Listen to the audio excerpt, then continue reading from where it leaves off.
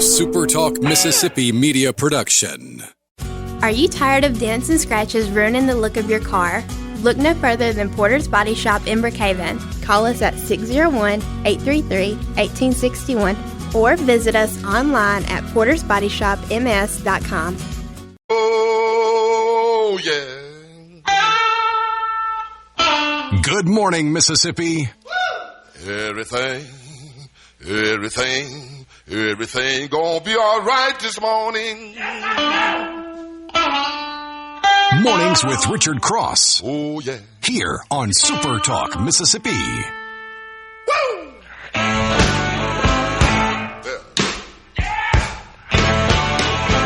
Now, when I was a young boy, at the age of 5, hey, how y'all doing? my mother said I was gonna be. Scott Sands in for Richard Cross one more morning. He'll be back on Monday. Lance, are we having tech issues on the SuperTalk.fm video stream? I just noticed that I wasn't connected there. You look like you were frozen. You may want to reset that. Yeah, Let me turn that off and turn that back on. It happens at times. But yeah, man, you know, it's a Friday. We got you one more day, don't we, Sands? One more day. One more day. I don't know what's happening there. Well, you know, we'll figure that out maybe in refresh the it commercial break. Yeah, we'll refresh that at the break. Sometimes it'll click back in on you, and every now and again we'll get a froze screen. Doesn't happen too often, but when that happens, we've just got a refresher, you know. That's a Friday glitch. Right. I was just, while we were reading, too, I didn't even notice it. Yeah, I just, he's been as awful you still this morning.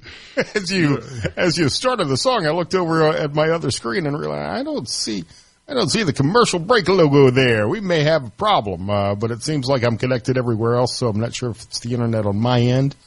And I'll figure that out. Yeah, we can just refresh that at the break, and hopefully it'll click back on with no trouble. Relatively speaking, not many errors this week. I don't think I have screwed up too many things. And that first day, you'll recall, I was filled with all sorts of technical issues. So I'll consider today a win. And as we wake up this morning, Mommy and Daddy are still fighting. Mommy and Daddy are still fighting.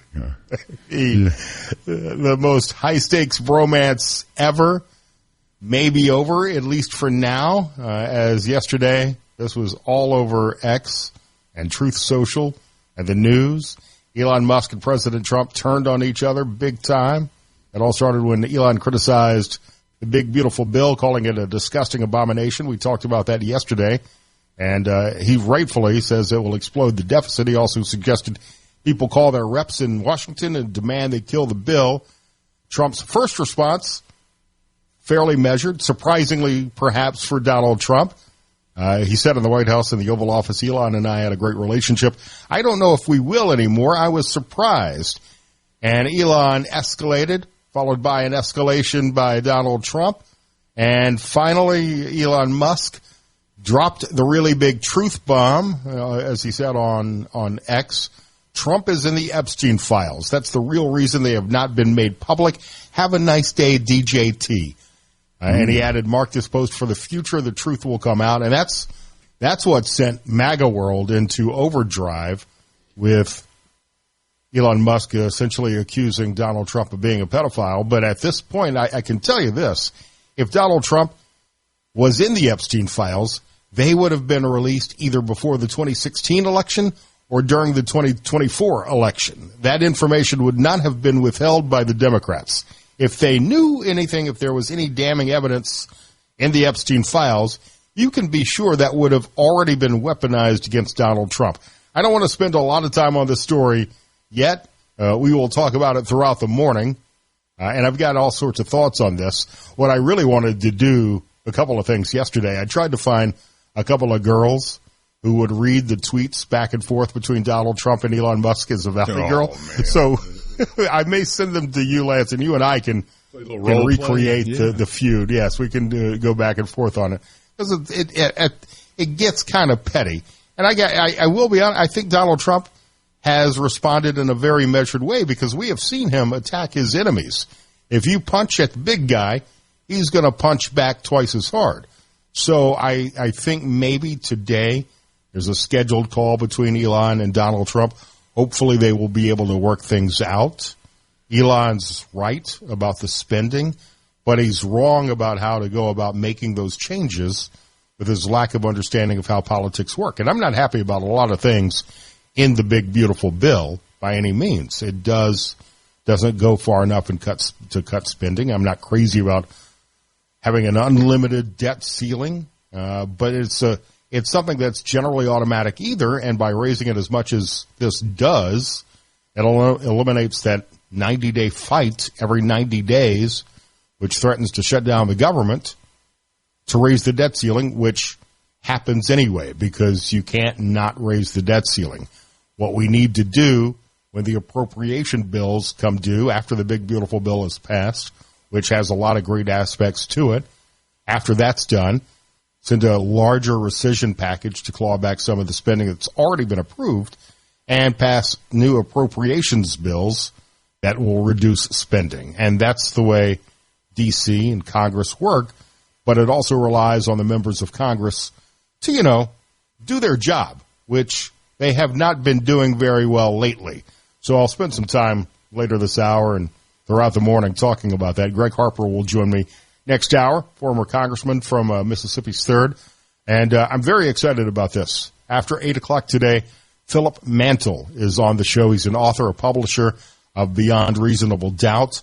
There's a new docuseries on YouTube and Amazon, which I can't wait to watch this weekend. I tried to start it last night, but fell asleep. Pascagoula 73 is the name of the documentary, and it's based on his book, Pascagoula Uncovered, Witnesses, Files, and Audio Tapes, which takes a look at the 1973 alleged UFO abduction from Pascagoula.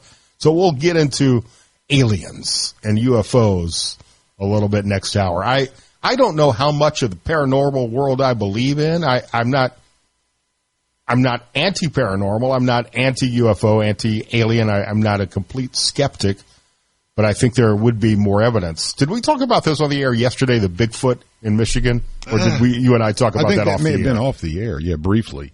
But, so Gary had mentioned the Bigfoot deal to me about 2 days ago, and I was like, really? A new Bigfoot thing? A new Bigfoot? Yeah, new Bigfoot. On my podcast here, I had an interview with a local Bigfoot expert who talked about this Bigfoot sighting, again, part of the paranormal world in Monroe, Michigan. And this morning I saw pictures from friends of mine who drove past some of the Michigan marijuana dispensaries that are now offering free pot if you can provide evidence of the Monroe Bigfoot. So right over the border from Ohio to Michigan, there are literally like 20 weed shops right across the border in Michigan, which has legalized recreational pot. Ohio has as well, but we're kind of behind in getting the dispensaries certified and set up. So all of the pot shops right across the border where Monroe, Michigan is, show me a picture of the Bigfoot and you get a free joint. Wow. That's great marketing, I guess. Yeah. I don't know the tie into Bigfoot and marijuana, but you can draw your own conspiracy theories, I guess. I think they do tie. If the area where the Bigfoot was seen is an area where there's a lot of pot dispensaries, then maybe that's a correlation. That could be part of it. Today, Lance, is National Donut Day. Yay. And America's two biggest donut chains have ways to score a free donut. At Dunkin', they'll give you a free donut if you buy a coffee or any beverage. It's the 15th donut day in a row that they've run this deal. And at Krispy Kreme, they'll give everybody a free donut, any kind, no purchase necessary. Walk in, snag a donut from Krispy Kreme, no questions asked. They're also doing a buy one, get one glazed deal where your second dozen is $2 if you really want to be the guy that brings in the donuts to work, which always endears you to your coworkers, I believe, because according to the National Donut Industry, I'm not sure exactly what the organization is called, only 1% of Americans hate donuts. I'm sure they also hate life. If you hate donuts, you hate your life. I've never met anyone personally that hated a donut. I've known people that aren't crazy about the donut, but I've never met anyone that hated a donut. How can you hate a donut? It's American, isn't it? It's an American pastry tradition. Also today, the World Donut Eating Championships are held in D.C. A professional eater named James Webb set a new record last year. 70 glazed donuts in 8 minutes. 70? Is that what you 70 said? glazed. Goodness gracious. In 8 minutes. The nap is coming. Or sugar minutes, buzz. Yeah, 20 minutes after the sugar crash, he is down. One hell of a sugar buzz. Yeah, a few birthdays today. Aubrey Anderson Emmons is 18. If that name's not familiar, she was Lily, the adopted daughter of Cameron and Mitchell on Modern Family. I love that show. I'll watch reruns all the time when I run across them. Jimmy Jam, the music producer who did most of Janet Jackson's hits and collaborated with Usher, Boyz II Men, Mariah Carey, Color Me Bad, 66 today. Bjorn Borg, 69. Robert Englund is 78. Of course, he was Freddy Krueger in the first 8 Nightmare on Elm Street movies. And my buddy, Uncle Cracker, is 51 today. Kid Rock's DJ had hits like Drift Away and Follow Me. Uncle Cracker, 51. Need to text him in a little bit. Wish him a happy birthday. 6th of June. Talk about that. Give you some sports headlines, weather updates. And, of course, we'll continue to follow the saga of the Real Housewives of Mar-a-Lago. It's Mornings with Richard Cross. I'm Scott Sands. C-Spire text line. Open right now, 601-879-4395. Thank you so much for tuning in this morning.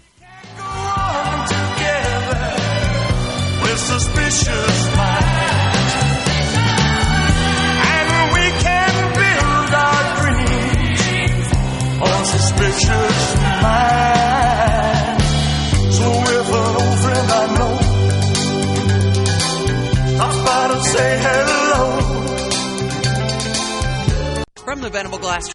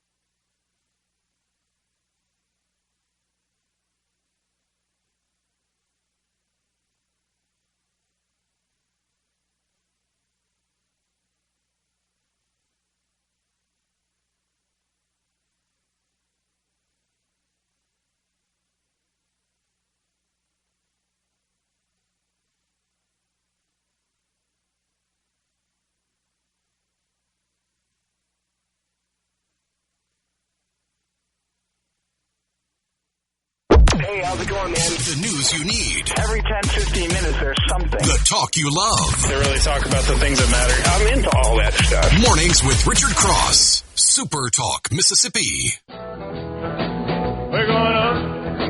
We're going down. We're going up, down, down, up, anywhere you want to. Celebrating the Elvis Festival in Tupelo all weekend.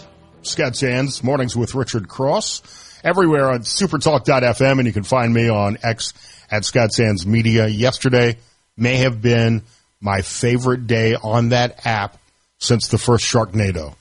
There was a lot of drama happening yesterday on the X platform. I'm going to get into some of the things happening on this day in history, but Lance, hop in here. It looks like there are some storms that could move through the state today. Plus, we're still dealing with all of the Saharan dust and Canadian wildfire smoke, which is creating some atmospheric problems. Well, definitely. There is some storms in the Midwest, Oklahoma City area moving east. So if you're in North Mississippi, it may push through during the weekend. It's moving pretty quick. So, I'd be careful with the weather. But right now, if you're looking at Gulfport, sunny, high near 88 degrees, 5 to 10 mile an hour wind, mostly clear, low around 78 degrees tonight, and a southwest wind around 10 miles an hour. Tomorrow, about a 20% chance of showers, not a whole lot though, about 89 degrees, 5 to 15 mile an hour wind, and another partly cloudy evening for Saturday night. So it looks pretty good on the coast. Delta a little bit different, 20% chance of showers and thunderstorms after 2 today. Increasing clouds, high near 93, heat index values. You could cook on these babies with 103, so be careful out there in the Delta sun. Light south wind, won't be much to really cool you off. And then a slight chance of showers and thunderstorms between about 1 a.m. and 2 a.m. tonight. Mostly cloudy, low around 75 degrees, and chance of precipitation about 20%. And then if we want to look up there in the northeast corner of the state, Corinth, chance of showers and thunderstorms before 1 p.m., then showers and thunderstorms possible after 1, and chance of showers even through the evening. So mostly sunny, high near 89. Kind of be one of those days where the precipitation, the wet stuff is right there for you to have. 70% chance up there. So as I was saying about that storm in the Midwest cooking through and rolling on east, it looks like that's about what you're potentially going to be getting, the front end of that. A chance of showers in the evening again, and then about 40% chance of rain tonight. Tomorrow, much the same, chance of showers and thunderstorms in the northern part. So it might be a little wet up in the north part of the state. So it looks like the coast is looking pretty good, and the north part going to be a little wet potentially, and then you never know in between. So be advised and look out for respiratory warnings and advisories with the Saharan dust. I'm not a meteorologist, so I don't know if the rain may help dissipate some of that dust that's in the atmosphere and make it better, but there have been respiratory warnings and advisories issued in several parts of the country because of all the Saharan dust and what that's creating. Lance, I've got a couple of bumper requests for you as you pull out music today. One of them is to celebrate the creation, the founding in London on this day 181 years ago in 1844 of the Young Men's Christian Association, of the YMCA. YMCA, there we go. Chrysler Corp was founded by Walter Percy Chrysler on this day in 1925, 100 years ago. So that's now owned by Stellantis, creator of the Jeep. Chrysler Corp, 100 years old today. 1971, final episode of Ed Sullivan aired. And in 1980, 45 years ago, Urban Cowboy was released, starring John Travolta and Deborah Winger. There is a song in the Urban Cowboy soundtrack, Looking for Love. Johnny Lee's Looking for Love. Looking Penub. Right. Yeah. Made famous by Buckwheat on Saturday Night Live. That song, Looking for Love, was written by a lady, Wanda Millette, from Gulfport, Mississippi. Interesting. I didn't know that. I went to school with Jeff Millette, her son, at St. John in Gulfport. It's the only reason why I know that odd piece of Urban Cowboy trivia. Well, that's nice trivia, yeah. Sex and the City premiered on HBO in 1998, 27 years ago. It ran for 7 seasons. I enjoyed that show for some reason. This was a fun scandal to watch if X had been around. X had not been around yet, or it was just launching. Anthony Weiner admitted that he tweeted, inappropriate pictures of himself to a woman on the internet. Her name, another piece of random trivia, or her stage name anyway, is Sydney Leathers. Ooh. And I remember that because I know who Sydney Leathers is from Indiana. So that's weird information, I realize. Great info, yeah. Well, today the Securities and Exchange Commission was created, 1934.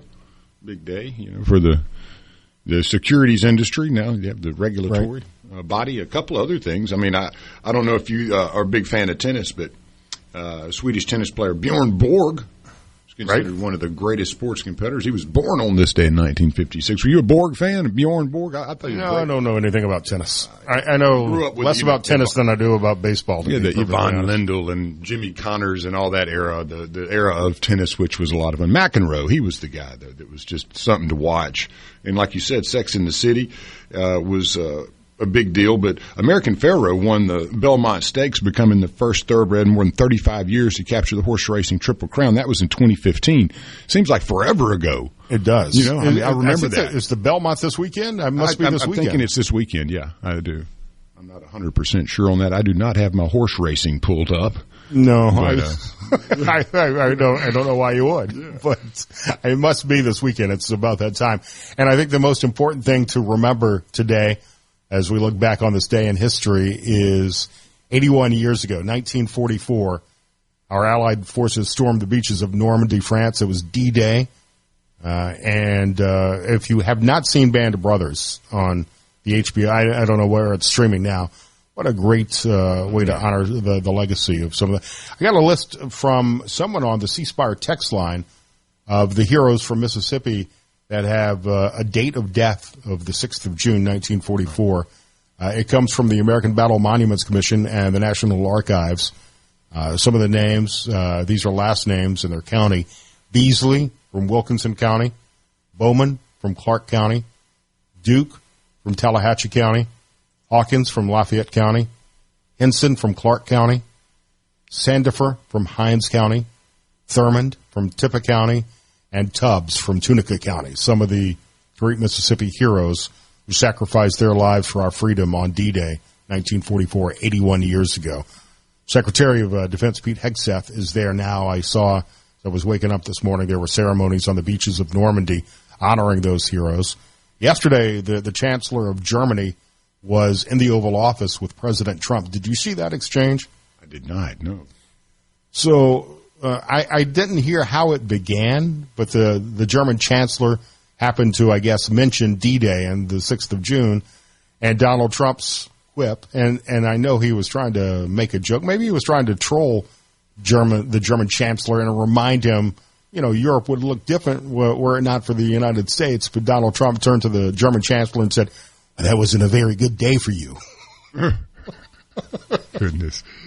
So that was just kind of an odd exchange. The German Chancellor replied, "Well, we were able to defeat Nazism and fascism, so it was actually a pretty good day for Germany." Well, Crazy you're welcome. Week in the news, man. Oh man, just bizarre. I am expecting things to cool down between the two, and we'll talk about this a little bit more as we get into the Real Housewives of Mar-a-Lago. That is a great name. I would expect this phone call between Elon Musk and Donald Trump today to cool the tensions a little bit. In fact, last night, late on X, Elon Musk was responding to some tweets about making peace and said, "Yeah, we should make up." So this is the craziest situation. Really. I don't think that Elon Musk really anticipated the backlash he would receive from Donald Trump's supporters. And he may be the richest man in the world, but he is not the most powerful man in the world. That's Donald Trump. And Donald Trump has a lot of supporters. And it's also been fun to watch Democrats who just a week ago were burning Teslas around the country suddenly jumping to Elon Musk's side and buying Teslas again.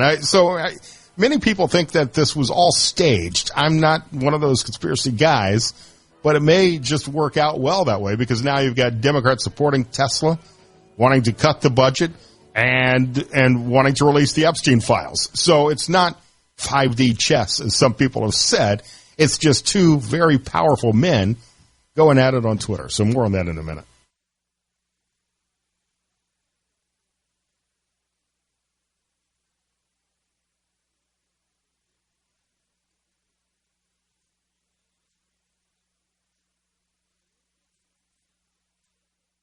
From the SuperTalk. You ain't no friend of mine. Well, they said you was high class. I think this might be my favorite Elvis song, and I've got a few. I love All Shook Up, some of the power ballads, but I think Hound Dog has to be the quintessential Elvis song. Am I right?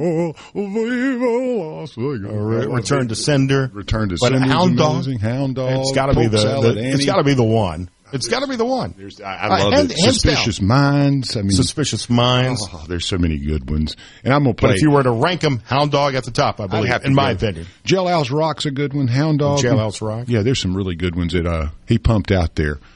Some winners, Hey, one thing Elvis Festival in Tupelo is going on this weekend. Yeah, well, and we had the. We were talking about the Elvis birthplace yesterday, and that was my first real visit to Tupelo. That was the first thing we went to see was Elvis's birthplace. So it's a really cool thing. And he also mentioned the number of Asians that love Elvis. And that was something living in North Mississippi and working in and out of Tupelo for a few years. You would see the Asians with the cameras and cell phones and stuff. I mean, they love Elvis. It is absolutely one of the coolest kind of anomalies that is such a drive there from that part of the world for Elvis and still love him. And he's such a big hit even to this day. And so the birthplace and the home is such a cool little thing to have there. And it's such a wonderful treat that they've taken care of it too, because, those things, you got to take care of stuff. I mean, it will go it's away. An old house It's an old house, yeah. But it's such a wonderful thing and wonderful treat. I always loved it. It was very nostalgic for me anytime I would pass by, and I'd be like, that was my first visit to Tupelo. And then did you know that the YMCA was started by 12 guys in England, but do you know what trade they were in, the young man Williams that started it? I don't know, but I'm going to make the guess that one was a policeman, one was a construction worker, one was a cowboy, and you would think one was maybe. an Indian. You would think so, maybe, but no, they were all in the world of making drapes. They were drapers, or in the drapery world. So the first 12 men for YMCA, it was like a little organization of 12 guys that were working in the drapery industry, and that's where it started. And then it kind of branched out to other trade groups. But I found that fascinating that it was drapes. The guys were making drapes, and they said, "Hey, let's get together and have a little bit more fun." And tea and I thought I crumpets. was full of worthless information this morning, but exactly. you may have. No one knew that it began from the drapery world, not like you said, Indians and policemen and construction just workers. on the Elvis thing. We did talk to Steve Holland about that yesterday, and I know Gerard. If you missed this on his show yesterday, he had the director of the Elvis Festival on with him, and that's available at supertalk.fm with all of the information about the Elvis Festival. It's a great event. I'd love to check it out sometime.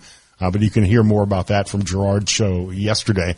Monday, this is going to be very exciting. I saw the Secretary of Agriculture, Andy Gibson, has officially inspected all of the gas pumps at the new Buc-ee's location opening Monday in Gulfport in Harrison County.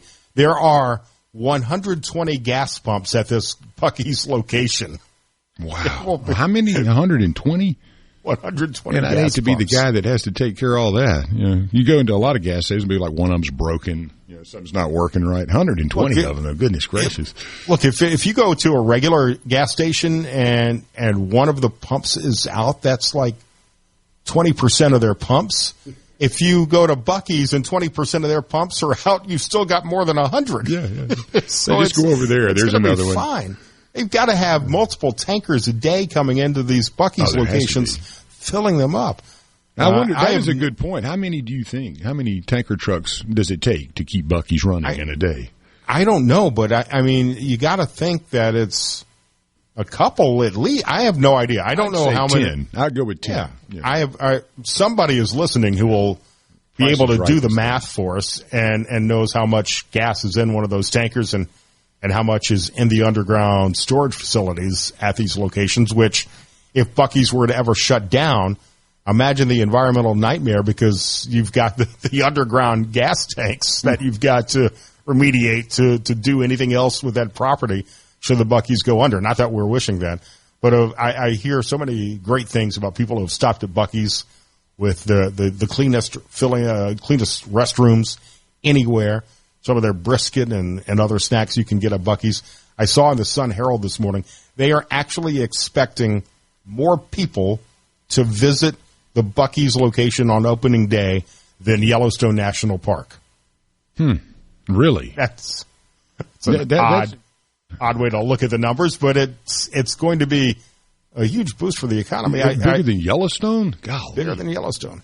And they apparently, I don't know anybody who works for Buc-ee's, but obviously, I'm filling in for Richard and Gerard when I can, but I'm looking for a job, and I saw job openings for Buc-ee's. They pay their managers $175,000 a year to be a manager of Buc-ee's. I can imagine that's probably you earn that.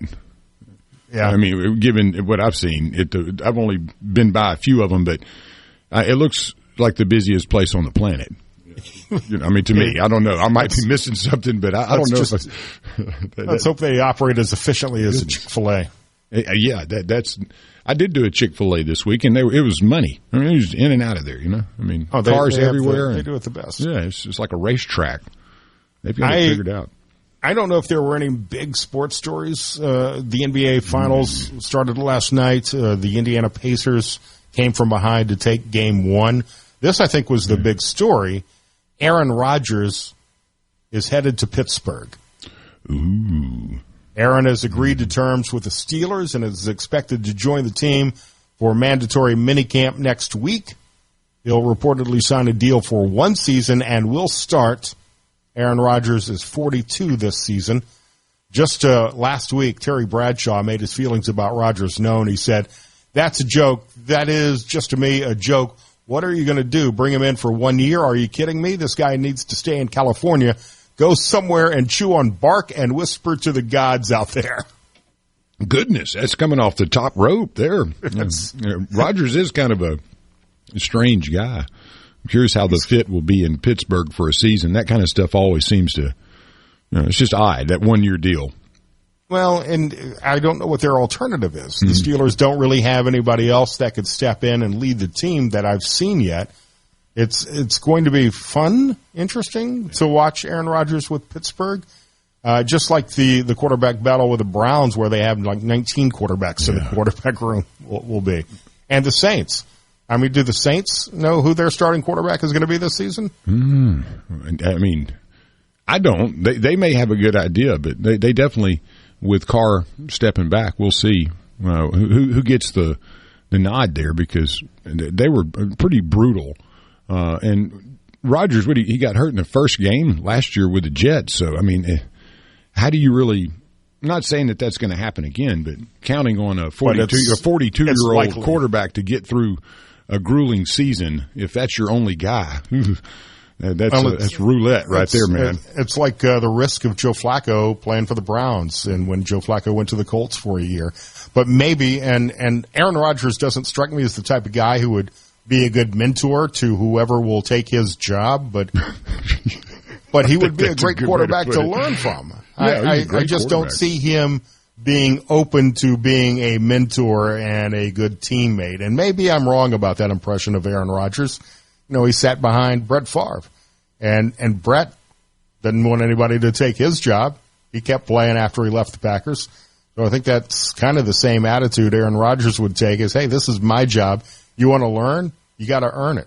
I agree. I'm as a guy that played a few games in my life, I didn't ever really think of mentoring someone to take my job. Of course, you wanted to, be open and friendly, and competition's healthy, right? But my job isn't to actually train you to take my job. My job is to stay on the field and win games. So, that I always loved that. Oh, well, he'll be a great mentor to the young guys. No, I mean, how do you know that? I mean, their job is to get paid to win games, and they're not the coaches. So, with Rodgers, I think you're right. I don't see him as being the guy that's going to wrap the arm around the young guy and give him all the great advice and say, hey, if it were me, I'd do this.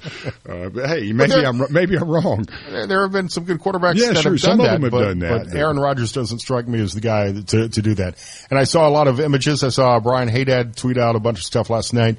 Coach Brian O'Connor stepped onto the field at Mississippi State and met the fans last night, and it seemed like everybody embraced him. It was like the opening of a Buc-ee's. There were so many people there. Yeah, that's what you would expect, though. State is they love their baseball. That is one of the top programs in the country. Great coach and a hire, and you knew that the fan base was going to be really excited about that. As I was, I'm an Ole Miss guy, and I was excited about the hire. For them. $2.9 million deal for Coach O'Connor, which makes him the second highest paid coach in baseball, and probably worth every penny. Yeah, I think you're going to see some over time the type of program that State is comfortable with and has become accustomed to. They will get back there, and I think that's really what they want. Is you want the product that you're used to seeing, and honestly, it just hasn't been that. They've played hard, had some good teams, but the brand of State baseball will definitely get an injection of life into it with Coach O'Connor. Speaking of money, notice the professional disc jockey transition I'm doing here. We've got your Mississippi lottery numbers coming up next on Super Talk Mississippi, and we'll continue to track the Real Housewives of Mar-a-Lago and the Elon-Trump feud throughout the morning. Here, I'm Scott Sands, Richard Cross, on Super Talk Mississippi. Lord have mercy. Used to know a girl lived down there, and she'd go out in the evenings and pick a mess of it, carry it home and cook it for supper, because that's about all they had to eat. From the Venable Glass. You're waking up to what matters. Mornings with Richard Cross on Super Talk Mississippi. Your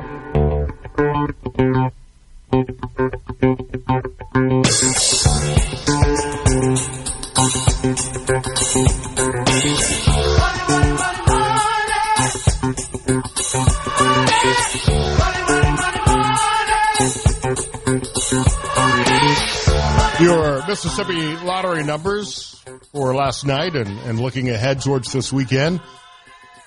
There's a big jackpot coming up tomorrow night, $37.4 million in Lotto America. No jackpot winner in the last drawing.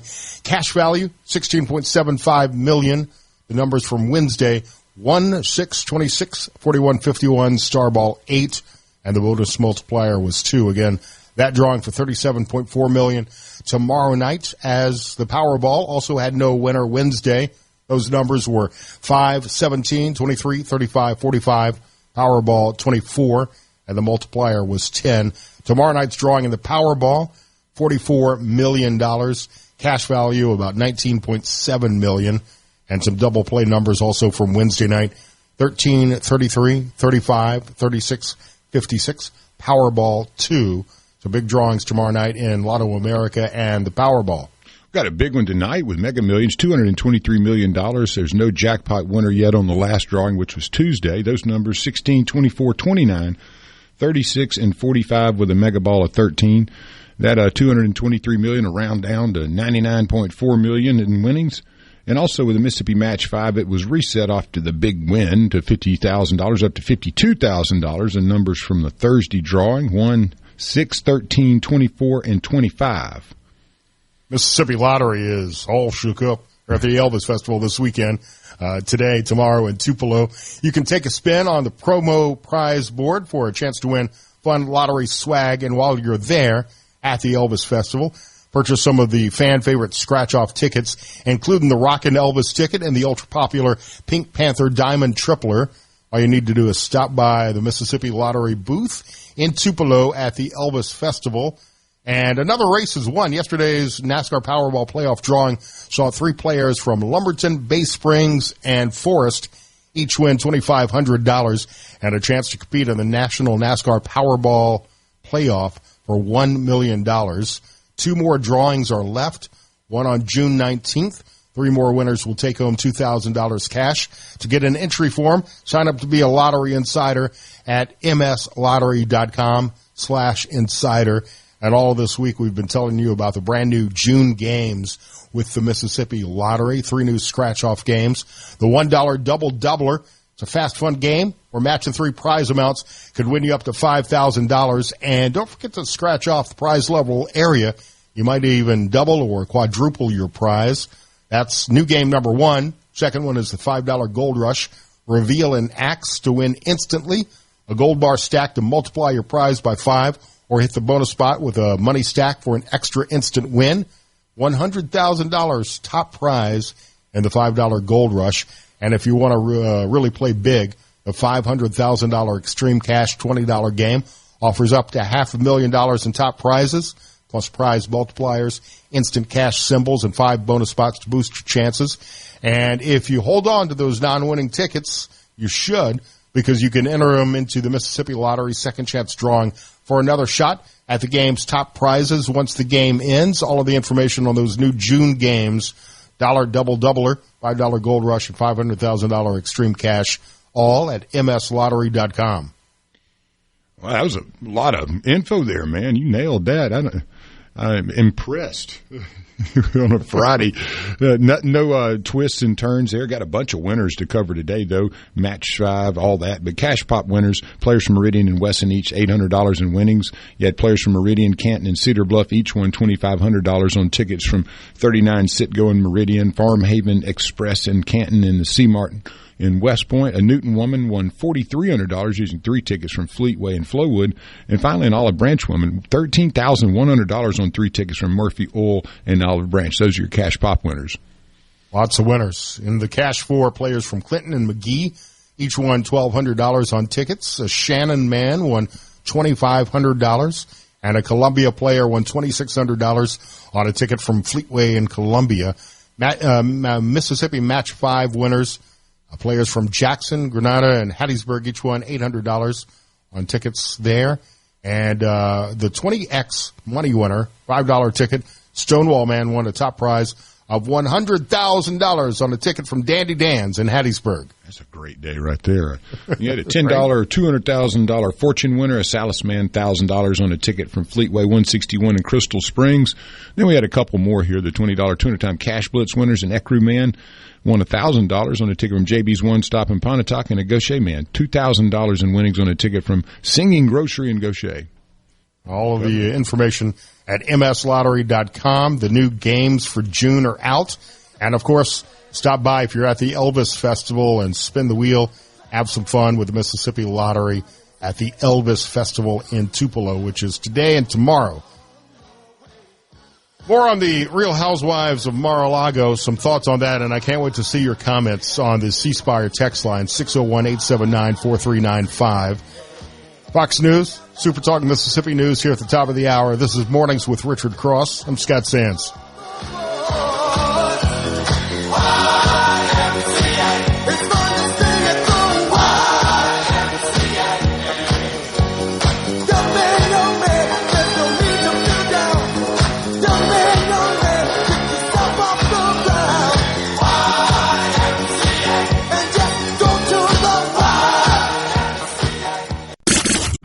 The views and opinions expressed by the hosts, guests, and callers on this show are not the opinions of TeleSouth Communications, its management, or advertisers.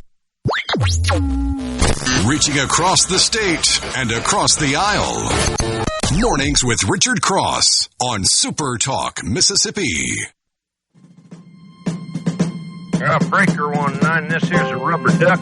You got a copy on me, Big Ben? Come on. Yeah, 10-4, Big Ben, for sure. By golly, it's clean clear to Flagtown. Come on. Yeah, it's a big 10-4 there, Big Ben. Yeah, we definitely got the front door, good buddy. Mercy sakes alive, looks like we got us a convoy. It was a dark of the moon on the 6th of June in a Kenworth pulling logs. Cab over Pete with a reefer on and a Jimmy hauling hogs. We is heading for Bear on I-10 about a mile out of Shaky Town. I says, Big Ben, this here's a rubber duck, and I'm about to put the hammer down. 'Cause we got a little convoy rocking through the night. Yeah, we got a little convoy, ain't she a beautiful sight? Come on, join our convoy, ain't nothing gonna get in our way. We gonna blow this trucking convoy across the USA. Of course, we had to let that go for a little while. The 6th of June reference and G.W. McCall's Convoy. Mornings with Richard Cross, Scott Sands. And I should point out, if you're just tuning in, it is the 6th of June. We're not just talking about Convoy. Lance pulled that out, saved it for this hour. We did talk about D-Day last hour, and we will later in the show as well. This hour of Mornings with Richard Cross is brought to you by MWG Employer Services. Running a business is tough, and if you're struggling with HR, benefits, and payroll, you are not alone, and that's where MWG Employer Services comes in. They can provide a full range of employer services and a custom plan that fits you. Call them today, 601-206-7966, or go to mwgemployerservices.com. And later this hour, Gregg Harper will join me. I'm Scott Sands. The big story, and I don't know how much of the tweets, Lance, that we should go through, because by now I think most people have seen the back and forth between Elon Musk and Donald Trump in the saga of the Real Housewives of Mar-a-Lago. Goodness gracious. You know, I agree. Here's the deal. I think many conservatives would agree with Elon Musk that we've got to cut spending. But as I've tried to explain, there's only so much that can be done. And I don't know that Elon Musk has this understanding of the political machine. There should be a lot of frustration pointed at Congress and not at Donald Trump. Donald Trump's put together this big, beautiful bill. He's been working on it for the entire term and probably before he was even inaugurated, to do things like extend and make the Trump Tax Cuts and Jobs Act permanent, which is good for the economy, to do new initiatives to reduce taxes, like no tax on tips, no tax on overtime, no tax on Social Security. There's a lot of bad parts of the bill, too. The salt tax, I'm not happy about a $40,000 salt tax deduction for blue states that are paying higher taxes. I'm not happy that we've got to balloon the deficit and the debt ceiling so much. But at the end of the day, the debt limit keeps getting hit, and there's an argument, there's debate over it every time we approach the debt ceiling. And you know what? It gets increased every time, because if it wasn't, that would be catastrophic for the economy. So by getting that out of the way, it's no longer part of the conversation. And once this deal is done, they can start working on the rescissions package, which claws back some of the spending that's already been allocated and not spent. And then in the 12 very important appropriations bills, which are always delayed, you can look at reducing spending in those appropriations bills. If you don't have an understanding of the way the political system works, it gets a little complicated. And Elon Musk is 100% right about the level of spending in Washington that's got to be reduced to be more fiscally responsible. But to attack Donald Trump the way he did, and it was interesting to watch this happening in real time on X and in the Oval Office with Donald Trump answering questions, because for weeks now, Elon Musk has been attacking the bill, and rightfully so. And he had support from people like Thomas Massie and Ron Johnson and Rand Paul, who were on his side about the cuts. They should know how Washington works, since, you know, they are members of the Senate. But then yesterday, it got a little personal, and Elon Musk went after Trump, who was somewhat professional, and that was unexpected to me initially, because when you punch at the big guy, he will punch back twice as hard. But he was asked about the tweets, the messages, and Elon Musk in the Oval Office yesterday, and began to increase the tension, saying that he thought he had a great relationship with Musk, wasn't sure how it would go from there. And the nuclear bomb was dropped when Elon Musk said the reason the Epstein files have not been released is because Trump's name is in there. That's where it's getting personal, and that's one of the things that's divided some of the MAGA base. You've got the Trump supporters, you've got the Doge supporters. Once you call a man a pedophile, that's really something you can't take back. Yeah, you can't walk that back, really, huh? That's crossing the line. And Donald Trump, in a very measured response, threatened to cut off the subsidies and some of the contracts that the U.S. government has with companies like SpaceX. And if you were watching this yesterday in real time, Tesla stock dropped about 15% in one candle. It immediately dropped about 120 points in the blink of an eye, a snap of a finger. Tesla plummeted. So that was a very strategic announcement, Truth Social post by Donald Trump, knowing it would hurt Elon Musk in his wallet. And Elon Musk replied by saying, okay, well, we're going to stop working on the Dragon reentry capsule. And as the day went on, I mean, it just got more and more obscure. Donald Trump saying, I don't care that he's turned on me. He should have done it a couple of months ago. Today, there's supposed to be a conversation between Donald Trump and Elon Musk that may work things out. However, I saw a post from Jonathan Karl of ABC just a little while ago, who apparently had a phone conversation with Donald Trump, who told Karl that Elon Musk is the man who has lost his mind. But Jonathan Karl from ABC. And Musk now, yeah. Jonathan Karl from ABC said Trump did not, however, seem angry or even concerned about the feud.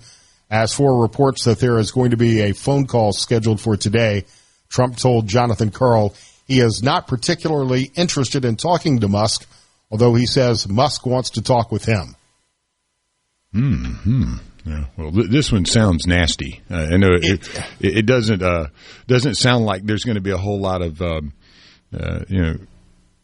friendship. It might be staged just to keep everybody from freaking out, but it sounds to me like you're running into the wall here.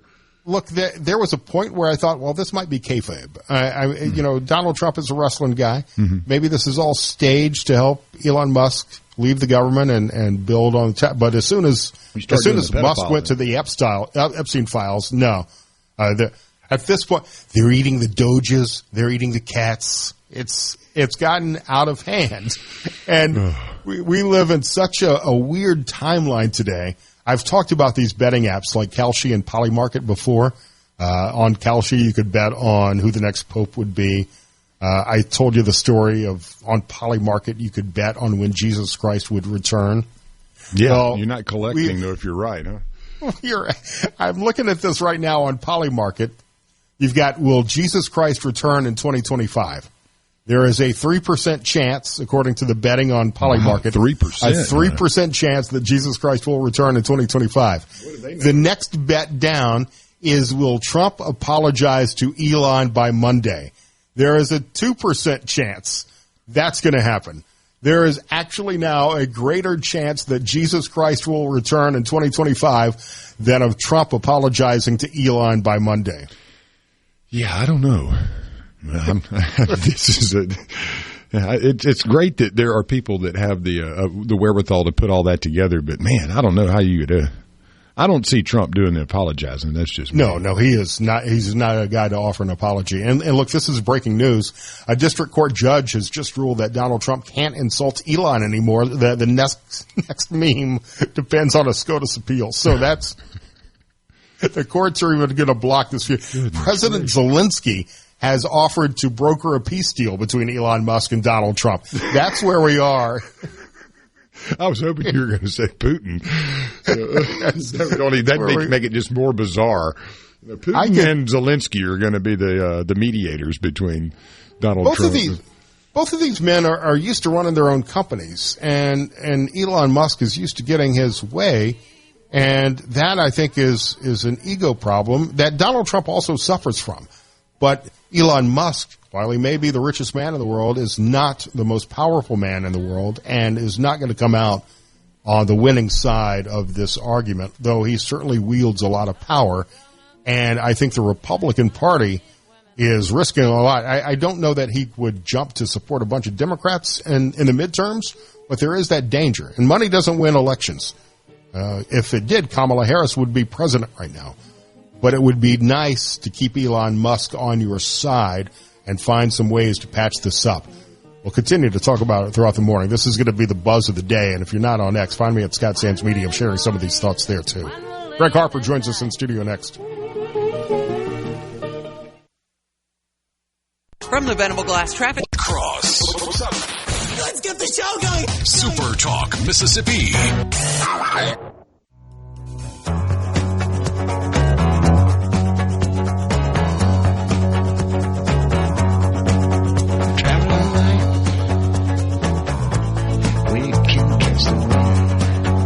You know, Lance, I probably should have suggested some songs we could play to talk about Elon Musk and Donald Trump. I used Taylor Swift's Bad Blood on a reel I posted to social media last night. You need to give me some help on that, yeah. It was very fitting, I believe. It sounds like it would be, yeah. Mornings with Richard Cross. C-Spire text line is open at 601-879-4395. Some great comments coming in about Elon Musk and Donald Trump. But former Congressman from Mississippi's 3rd, Gregg Harper, is joining me now. Congressman, it's nice to meet you, sir. Hey, Scott, so glad to be on, get a chance to visit with you this morning. And you just can't make this stuff up, can you? No, so I got to get your thoughts on this. How do you view these tensions that are brewing now between the president and Elon Musk? It's well, first thought is it's very entertaining if you're just a spectator watching it. But it is what a mess. And you know, I could not put X down yesterday. I was watching X all day. Not just for comments between Elon Musk and Donald Trump on Truth Social, but also the memes and the comments coming in about the argument. Oh, my gosh. And just the sheer number of posts by Elon himself. I mean, it was just one thing after the other. And, you know, this is and certainly when you've got the richest man in the world and the most powerful man in the world, who's certainly has plenty of money himself, you know it's going to be they're both used to getting their way. And you're going to have to put your money on the president of the United States just about every time when push comes to shove. But it is, I mean, come on, Zelensky's going to be the deal, the broker of the deal.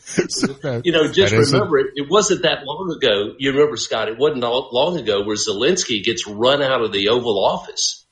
And now he's going to be the guy that's so we know this. It's intense.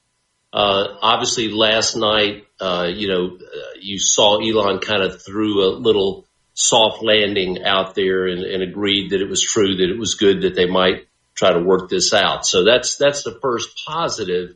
Right. So they have mutual friends that are talking to both of them, as you know. And but it's, oh my gosh, I mean, just sit there and say, well, I'm not gonna, we're gonna stop all government contracts, Trump says, and then. Well, and you saw what that did to Tesla stock. Tesla stock plummeted 15%. Yeah, like a $150 billion loss or something just like that. I mean, it's which was a very and Donald Trump knew what he was doing when he put that text out there. He knew that it would affect Tesla's stock price, and that was kind of like a shot across the bow. You want to mess with the bull, you're going to get the horns. Yeah, both of them at the same time. Yeah, so it is really, you just look at this and look. Trump is such a strong will, and you don't want to lose sight of the fact that this has been an amazing few months with the new president, and a remarkable job. Things are so much better than they were last year, and getting better. And whether it's looking at the science in the economy, whether it's looking at the reduction in border crossings and just the security there, and getting rid of as many of the bad guys as you can that came into this country illegally. I mean, but nobody's talking about that now, are they? It's talking about.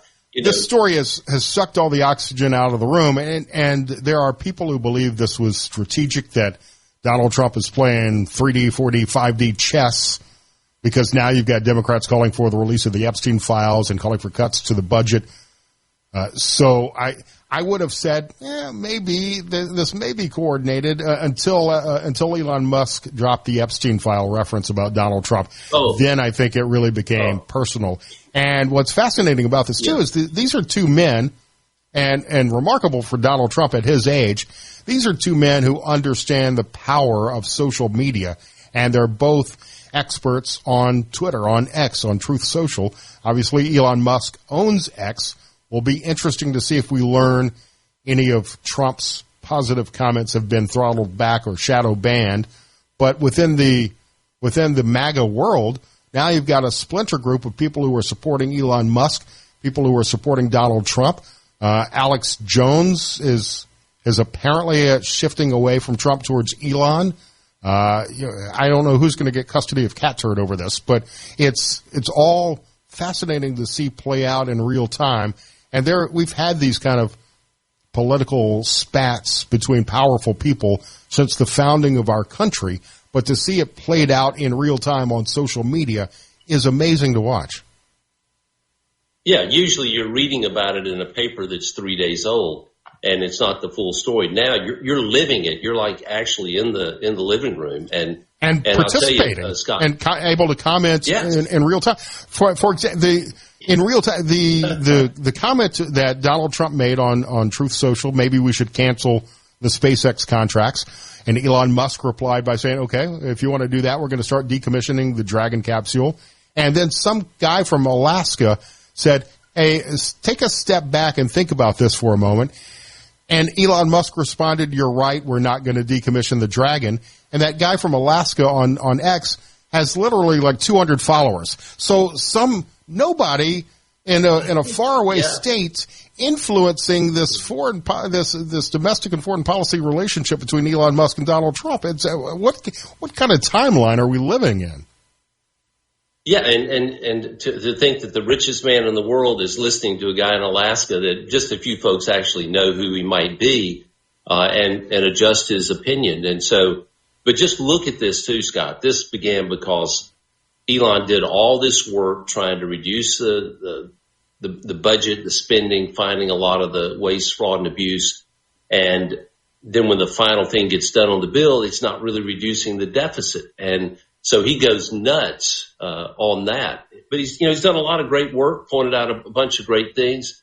But we've got to remember that big, beautiful bill that they're working on doesn't deal with mandatory spending. It's right. Dealing with the discretionary spending, which is not a great percentage of the overall budget. So it's one that your concern is there's such a narrow margin in the House. Elon Musk doesn't have to do a whole lot to kill the bill if he's got the ability to do that.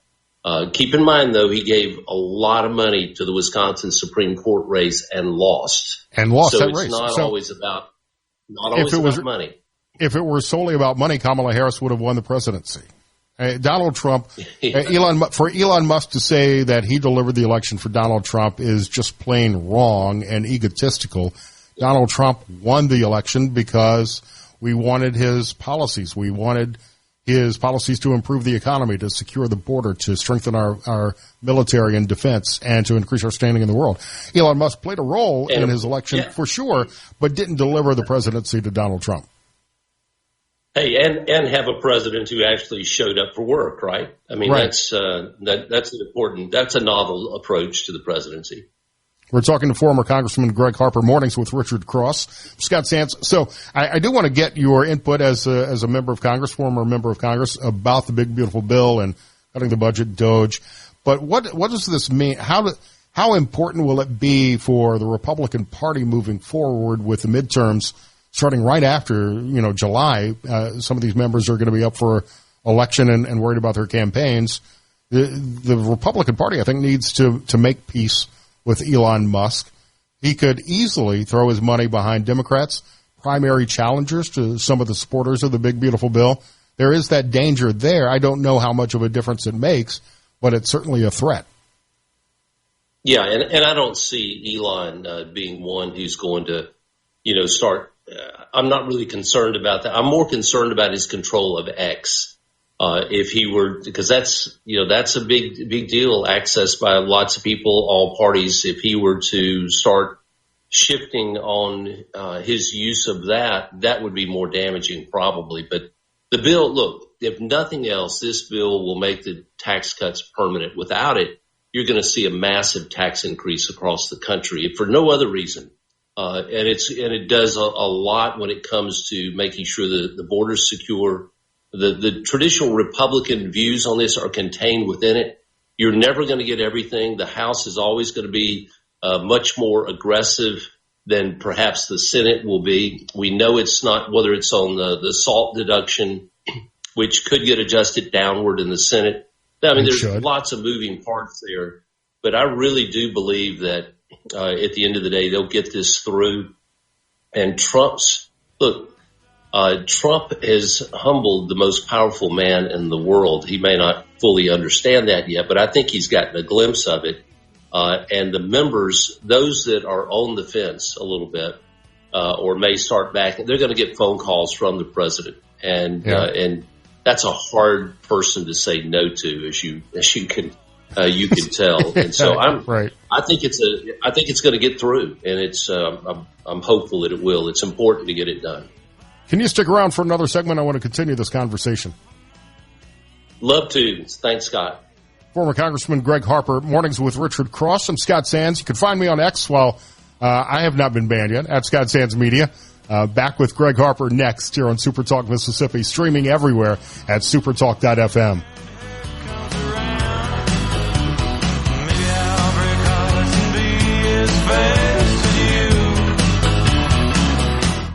From the Seabrook Paint. This segment of Mornings with Richard Cross is brought to you by Covington County Hospital in Collins, where your health matters.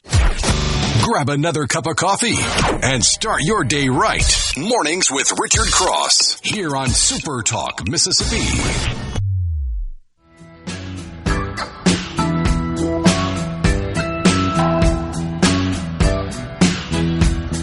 Mornings with Richard Cross continues. I'm Scott Sands. Richard's back on Monday. I get a lot of guest pitches from publicists and managers and book publishers. One just came in by email. It might be the funniest one I've seen in a while. It was was a guest pitch about the Trump-Musk feud from a dating expert. How can you mend? How can you mend a broken bromance from a dating expert? I may have to have her on my podcast just for the hell of it and see what that's all about. Hey, I want to follow you on that. Go ahead. Yeah. Hey, that could certainly be a very entertaining segment. I think you should go for it. Very funny. I went to follow you on X, and it looks like you haven't been active there unless you've got a different account since you left office. We're talking to former Congressman Gregg Harper. Do you do anything on X, or are you still on X? Scott, I decided to be social media sober when I left Congress 6 years ago. Good for you. Right now, I've just decided I could live without it. I can get everything I need from the news without having an account. So right now I'm enjoying that, not having to worry about or post. It may change someday, but right. Hey, look, I wanted to clear up one thing about, the big, beautiful bill, because another reason we need to do it. It's our one bite at the apple to do something about some of the mandatory spending that's in there. So it's a $1.7 trillion reduction in mandatory spending. It does something on, when you look at what happens on Medicaid, it's a chance to get those that are here illegally, that are accessing our rolls, get them off. We're not going to be paying for, sex change operations. I mean, it's a wide range. So it's actually increases, what it's going to do is knock out a lot of things. Probably what I read was that reduces non-defense mandatory spending by 22%. So, I mean, that's a big deal. It's not everything Elon wants, but guess what? It's a big deal. And I'll say one of the things, Scott, a big concern, obviously, is the deficit. I'm personally more concerned about the budget. So if we can just get every year where we spend less than our revenue is, spend less than we bring in, then you begin to take, you take care of it. But at this point, we've just got to get to a point where we stop spending more than we're bringing in. Well, I do have problems with the big, beautiful bill, but I think that there are so many more important parts that I did vote for Donald Trump to do, like extending and making the Trump tax cuts permanent. The bigger problem I think I have is the debt ceiling, but I've had conversations with people who are much smarter than me that have broken it down and made it as simple as this. We continue to hit the debt ceiling, and we have debates in Congress over raising the debt ceiling, and every time we get to that point and we're close to a government shutdown or economic collapse, the debt ceiling gets raised. Let's bump it up and hope we never hit it, but get that argument out of the way so we can focus on the rescission package, so we can focus on the 12 appropriation bills and really move towards some of the cuts that Elon Musk and Doge have recommended, which fell short of their goal, by the way. They were targeting $2 million in cuts and only found about $180 billion so far. But a lot of that problem falls on your former colleagues. I'm more frustrated. I'm not mad or upset at Elon Musk or Donald Trump, but I'm pretty mad as hell at Congress for wasting so much time, so much valuable time before they have to start campaigning for the midterms and not codifying many of Donald Trump's executive orders and moving on some of these cuts. Instead, they'll take an 11-day Memorial Day vacation. Yeah, and Scott, it is frustrating, and the process itself is frustrating, but you realize that the Republicans have such a narrow margin in the House. What is it, 3, 4 at the most? 4 votes, yeah. Depending on who's there. And those members of Congress, it's hard to get an agreement on anything, because remember, a Mississippi Republican may be different than a Maine Republican or some Northeast state or an area where they've got other issues they've got to deal with. So it's designed to be that way, I think, and that's part of that process. There's always the frustration that we're not working on that. We all want to look at the big pictures. We want to look at the big ticket items, but there's so many. If you get down into the weeds, the one that we tried to get rid of and couldn't was the EAC, the Election Assistance Commission. Came about after HAVA and the Vote America, Help America Vote Act after the Bush Gore hanging Chad recount in Florida. And it was designed, that agency was supposed to last 3 years, Scott. 3 years. It's still going and still going strong. We had it defunded to where we cut their budget so they wouldn't have been operational. And then the Senate plussed it back up and it's still going. So, but you've got a multitude of agencies like that we shouldn't be funding as taxpayers. The Federal Election Commission can handle everything. So how much is their budget? I don't know if it's 10, 15 million a year, maybe more, whatever it is. Guess what? You can start cutting those. That matters. The little stuff will add up. And, you can go, the list goes on, but that is one that just really just hurt me when I was in there, that like Reagan said, there's nothing closer on earth to eternal life than a temporary government program. And there you go. What we really need and will never see is a good, strong 5, 10, 15% across the board cut.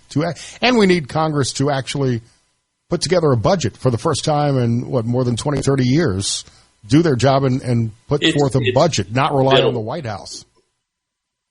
Well, and you can't rely on to get to where you do a continuing resolution every year. So, and look, I'll tell you this, in the House, Tom Cole from Oklahoma, who's the chairman of appropriations, is a guy who wants the trains to run on time, and his frustration level is up here. And so they can get the job done.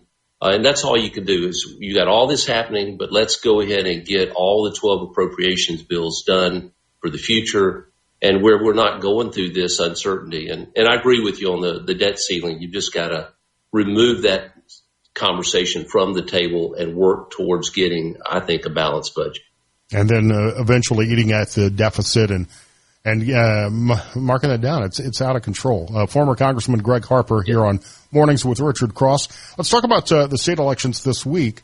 Do you see any shift in the political climate in Mississippi?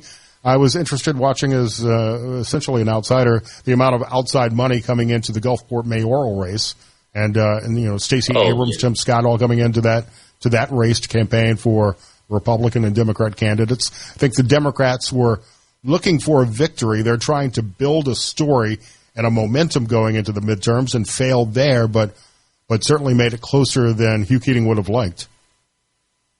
Well, it certainly was closer, but I will say that was as good a contrast and political positions as you're ever going to have in Mississippi. I mean, she was as far left as you could get. You could look at who was supporting her, whether it was Stacey Abrams or others.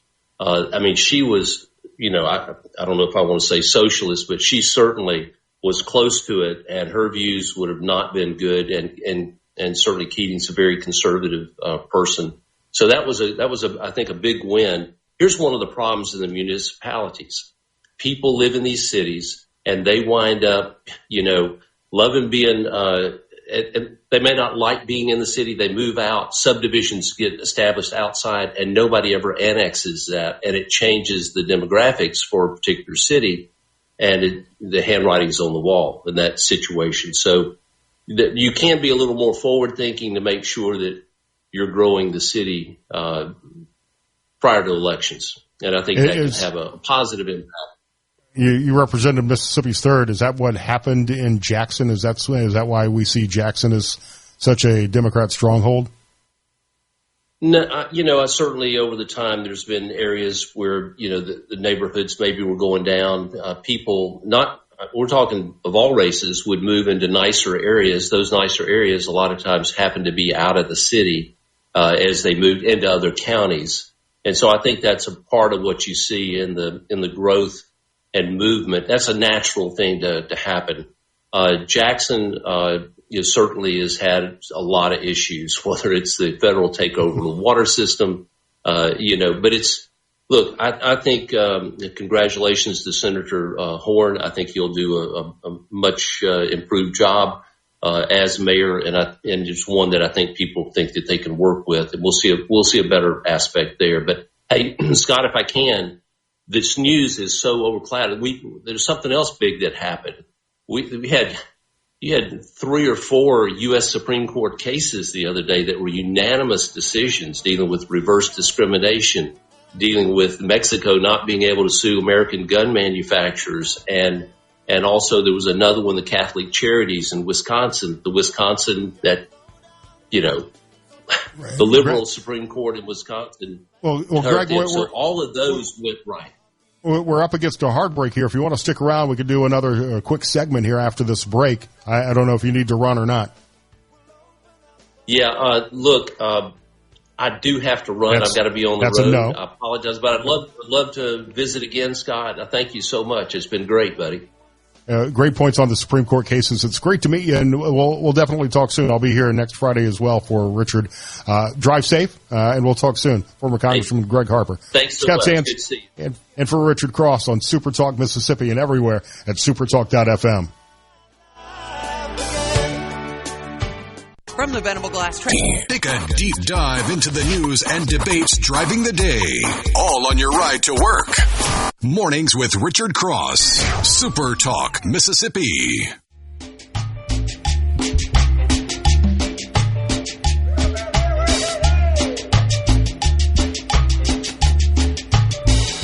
Mornings with Richard Cross continues on Super Talk, Mississippi. I'm Scott Sands. Richard's back on Monday. You can find me on X at Scott Sands Media. C-Spire text line is open at 601-879-4395. Thomas in Greenwood said, I kind of wish Biden was alive to see this. I'd love to hear his comments on it. Made me laugh. There have been so many great memes and comments on X and Instagram over this feud between Elon Musk and Donald Trump. Hopefully we see that settle down a little bit today. I was just looking online, and Tesla is up a little bit today. It's up 5% pre-market, which doesn't really recover everything it lost yesterday. Yesterday, Tesla stock dropped 14% as Donald Trump threatened to cancel all of the Elon Musk contracts. The floated, what did we say, $152 billion in market cap reaction to that tweet. So it's trending up a little bit today. We'll see what news brings. And just a little while ago, we got some of the unemployment numbers, non-farm payrolls up 139,000 for the month, which was above the estimate of 125 and downwardly revised the estimates from April. But more importantly than that, 22,000 fewer federal workers apparently on the payroll. So we'll see how the market reacts to those jobs numbers out today. Market is trading slightly up so far. This was a fascinating story. So we're talking about the state elections. I don't know if you saw this. I caught it on the WLBT website last night. In Pelahatchie, the election there for one of the ward members, Ward 4, I believe, Ward 1, in the general election on Tuesday, the two candidates, Democrat Linda Adams and Independent Diane Hill, each received 34 votes in the election on Tuesday. Now, first of all, I don't know how big Ward 1 is in that district, but it's shameful that only 68 people apparently turned out to vote in that ward. So that left them with a split. And, Lance, do you know how they settle a tie? I'm not sure. Yeah. What do they have up their sleeve for that? It's a coin toss. No, I was going to say that would have been my guess, but I mean, I know Pelahatchie. I know that area very well. There's a Ward's hamburger place out there. I'll make it out there. Yeah, it's a pretty spread out area, but Pelahatchie downtown, it's got a good number of homes and such. Like you said, that's you needed one more vote, right? I mean, on either side, just one more. It's a town of more than 68 people. Well, I'm sure. I don't know how that particular ward in Pelahatchie, but there should be, I would think, more than 316 people. Yeah, in Pelahatchie. Right. Yeah, I'll give you the census on it here in a second. And first of all, it shows how important every vote really is in an election. You can say, well, my vote's not going to matter, but in this particular case, it obviously does. And by state statute, whenever a race is tied, it's determined by either a coin toss or a drawing of straws. Oh, wow. Okay. Very technical. Now, 1,286 residents as of the 2023 census or counting. These off-term elections always get low voter turnout, but they're important races. And I don't know how it's determined who gets to pick heads or tails when it's Who does tossed. the flip, too? There was a judge there. Okay. Rankin County Justice Court Judge Whitney Adams was there for the coin toss, and the independent candidate Diane Hill called heads, landed on tails, so Linda wins. And she lost the race. To Linda Adams, right? Yeah, there shouldn't there be a better way to determine a tie? You don't want to go through the expense, I realize, of holding another election, so I guess this is an efficient way of doing it.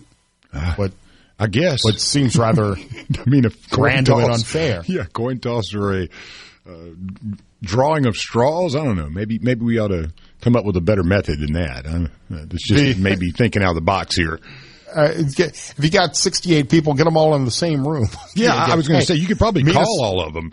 Meet us at the wards, and we'll vote again. Yeah, we can just give them a phone call. Hey, man, did you mean to vote this way? Oh, yeah, that was wrong. But as I say that, there have been some other elections where, a coin toss would have been just fine, too. Don't even make me come out to the polls to vote. Just toss the coin and let me know who won. I don't care about that particular race.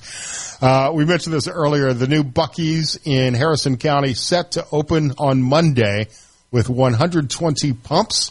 It's massive. If you've ever been to a Buc-ee's, I have not, but they're huge. People love them. Their merchandise is everywhere. Apparently, they've got really good barbecue. Some of their other snacks that are exclusive to Buc-ee's. It'll be a huge boost to the economy in that area, create a bunch of jobs in Harrison County, and more people are expected at the Buc-ee's grand opening on Monday than will be at Yellowstone. That's how big of an attraction these are. So as you look at these places you stop along the way, what's your favorite gas station snack? Favorite gas station snack? Tater log. Be my favorite. Yeah. Tater log? I lean towards beef jerky, which is the number one gas station snack in America. Mm-hmm. Well, they don't live in tater log heaven like we do. No, but what I miss here that we don't have gas stations where I live are boiled peanuts. That would be what I would get every time, and I hope Buc-ee's has those. Fox News coming up at the top of the hour, along with SuperTalk Mississippi News. And next hour, we get to talk about UFOs, and I'm very excited for our next guest. Your home from Duck Hill to Alligator. Mississippians start their day the right way. Mornings with Richard Cross on Super Talk, Mississippi.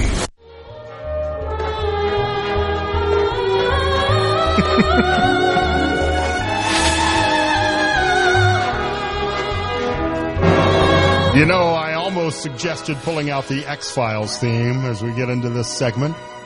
Good job, Lance. It's Mornings with Richard Cross on Super Talk Mississippi, streaming everywhere at supertalk.fm. I'm Scott Sands. Richard is back on Monday. I have been looking forward to this segment literally all week.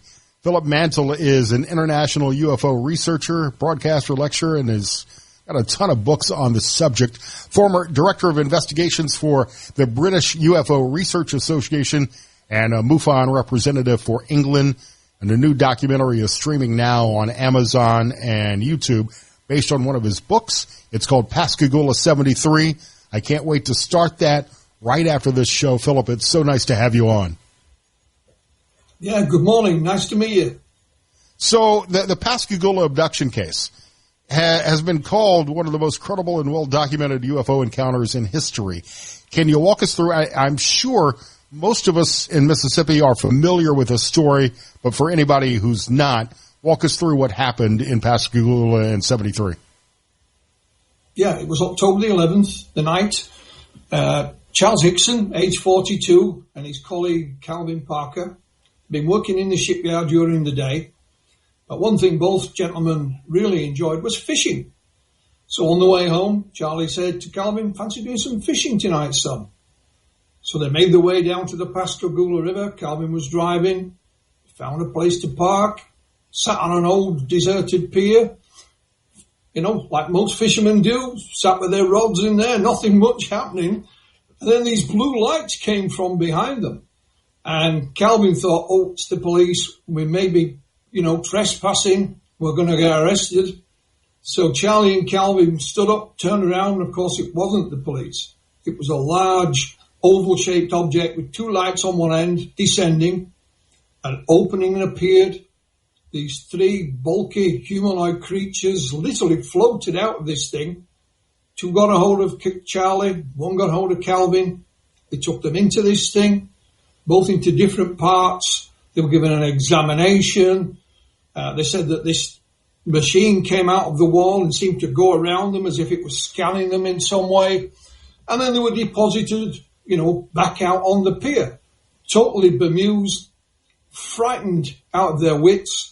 And eventually they telephoned the local law enforcement and made their way to the Jackson County Sheriff's Office, where they were interrogated by Sheriff Fred Diamond and his colleagues. And they were sent home that night, and they thought that would be the end of it. Nobody would find out. The sheriff said, I'm not going to tell anybody. But somehow the story was out the next day, and their lives were never the same again. So what I find interesting about this, and you've been researching UFOs for a long time, so you may know of many other stories that involve multiple people, but most of the alien abduction stories that you hear about involve one person, and that's what makes it skeptical. These are more than one person that all share similar stories. Yeah. Their stories haven't changed over the years, and for whatever reason, it seems like a more credible account of this encounter than most. Absolutely. Most abduction cases are out of one person. They tend to emerge months, weeks, years after the event. Here you have Charlie and Calvin on the telephone. First of all, they actually phoned Keesler Air Force Base, and they said, we don't deal with UFOs now, ring your local authority. So they then phoned, the sheriff's department. So within a couple of hours, they're sat being interviewed. And one of those interviews, the one with Charlie Hickson, we actually have a copy of it. So we have his original interview taken within a couple of hours. And from that, we can tell down the years his story never changed. What is also fascinating is that both men were then placed in a room by themselves for 5 or 10 minutes. And then the deputy came back and took something out of the desk drawer. Charlie and Calvin had no idea what this was, of course. And unbeknownst to them, they'd been recorded secretly. And the sheriff and his deputies thought, we'll get them now. They'll be joking and laughing. Of course, when they played the tape back, they weren't joking and laughing. Calvin was literally crawling up the walls and was talking about what had happened to them. So that changed the minds of the sheriff and his colleagues. They now tended to believe them. And in fact, Sheriff Fred Diamond had his own sighting a couple of days later. So, that hasn't happened anywhere before. And of course, the next day, they were taken to the hospital for a checkup where they were fine, but they were also taken to Keesler Air Force Base, the place that had turned them down the night before. They were given them once over for radiation, which was clear, but the brass that there said, why are you here, gents? Why do you come and tell us what happened, to you last night? And whilst that wasn't recorded on tape, they had a stenographer there who recorded it. And we have the complete transcript of that conversation they had at Keesler Air Force Base the very next day. Totally unique, no doubt about it. So should we read anything into the fact that Keesler suddenly wanted to talk with them? Was it the men in black that called him into their office to perhaps? I think it was just curiosity. I think they were just curious because it was the sheriff who decided to take them to there. They didn't turn up of their own accord. They were given an escort by the sheriff, and I think that tended to lend some substance to these two men. And I think they were now curious. Well, we've got them here. We might as well hear what they have to say. And, of course, the location where they were fishing that night, although it wasn't a great spot, it wasn't an out-of-the-way place. So there's a bridge going over the river, either side of them. There's shipbuilding on the opposite side of the river. There's boats going up and down. And there's commercial and residential properties behind them.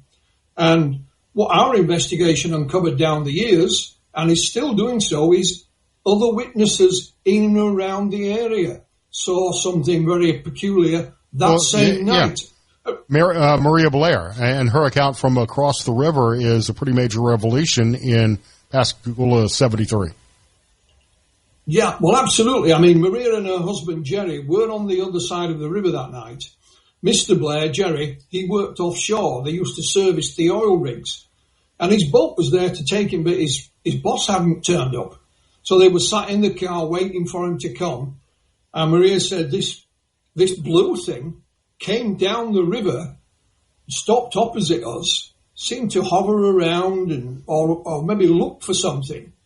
And she knew the area. She knew there's no helicopters over there. There's no landing strip. And then the next thing she said, there's this huge splash in the water next to us. I think these are her words, Scott. She says, out of the water came this grey man. And it stood right up to my face. And then it was gone again. She ran and threw her husband's belongings onto this little boat. Now, this was about 9 o'clock. And then she run back to the car. And she said, when she got back to the car, it was about midnight. And she couldn't understand what had happened in between. Long story short, her husband, Jerry, about a year or so later, took seriously ill. And he made Maria telephone me. And he says, Mr. Mantle, I've been lying. I saw everything my wife saw and more. And Jerry went on to explain that they'd had their own close encounter that night. And sadly, he passed away some months later. About a year after he died, Maria went under regressive hypnosis, which we had filmed, and it was a professional hypnotherapist, and she relived the account again under hypnosis. And then in a further interview, she tells more about what she saw that night with Charlie and Calvin. She claims to have witnessed what happened to Charlie and Calvin on the other side of the river, as well as have her own encounter as well, of course. Well, the description of the aliens in Pascagoula 73 is haunting. Is this description, if I get this right, bullet-shaped heads, carrot-like noses, mitten-shaped claws, that differs in some ways from other descriptions of, say, the Greys? It differs from any other encounter anywhere in the world. Myself and others have looked in the literature and online. I mean, you name it, we've looked. And it was one of the things that always stuck in my mind is when I first read about this encounter back in the 1980s, is these bulky-looking creatures. Calvin called them the big uglies, because to him they were big and they were ugly, you know. And Right. They had a wrinkled skin, almost like elephant skin, they described it. Their legs didn't move, they didn't walk. They actually floated above the ground, about a foot, 18 inches over the ground. They never made a noise. There's no communication with them. And right from the very beginning, Scott, both Charlie and Calvin said these creatures moved in a robotic manner. So they thought these things are not flesh and blood. They may well be mechanical. But it was only their supposition, their guess, if you like. So just a haunting story. I can't wait to get into the documentary Pascagoula 73, streaming now on Amazon and YouTube, and Philip's book, Philip Mantle. Can you stick around? I want to continue the conversation and maybe get into the congressional UFO hearings as well. Mornings with Richard Cross. Scott Sands, more with Philip Mantle next here on Super Talk, Mississippi.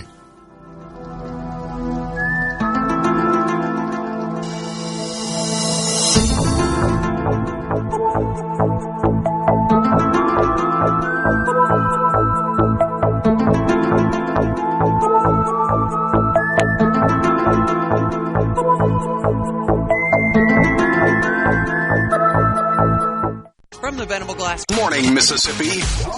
You're starting your day off right. Welcome to Mornings with Richard Cross here on Super Talk, Mississippi.